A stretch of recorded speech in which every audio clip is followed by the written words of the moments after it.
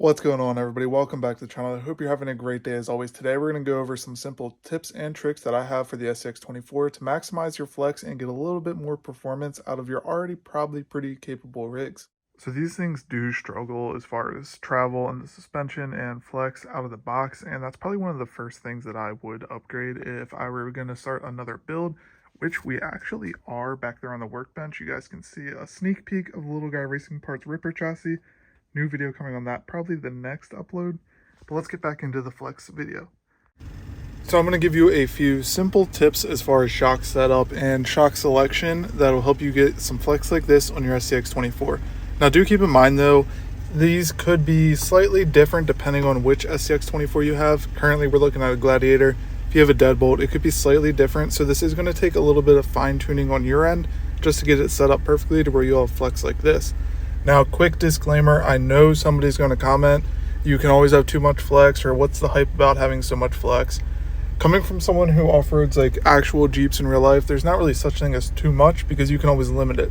I'd rather have too much flex and my shocks and control arms allow me to flex a lot and add limiting straps than be limited by my shock setup or maybe even the control arm setup for that matter. So first things first, we're going to go over what shocks you guys should be running on your SCX24. And to start, we're going to go ahead, take the factory shocks, and we're going to toss them to the side. We have zero need for these. We're not going to want them at all. Now that junk's out of here, we're going to go ahead and pick up a set of 43mm Elise shocks. Now what these are going to do is give you a lot more travel.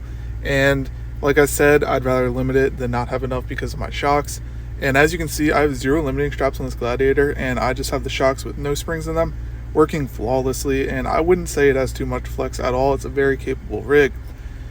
Now that we have the shocks, another thing you can do with the shocks if you get these is go ahead and mount them upside down, and you can ditch the springs. So the key to crawling is having a low center of gravity but having a ton of down travel.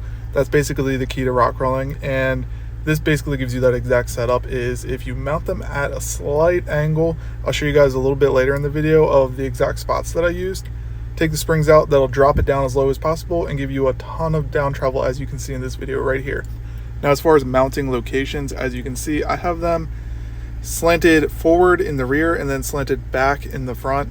So what that's going to do is just give us a better articulation angle and allow it to flex much better. And this is a more ideal setup than straight up or down. At least that's what I found on this little Gladiator, is this works much better. Now the cool thing about these is they give you a ton of different options on where to mount your shocks. There's countless holes on the side of this thing, and honestly you could probably drill a couple more if you needed to. This is going to take a little bit of fine tuning on your end to get a bunch of flex. It's just figuring out which one works best with the exact shocks you pick up and your exact rig. And that's where the fine tuning comes in. Another thing you can do with these shocks to make them perform a little bit better, they do have a slight binding issue, is go ahead and polish up the shaft or add a little bit of grease. That'll help a ton with the binding. We have a little bit of grease on these and it's way better.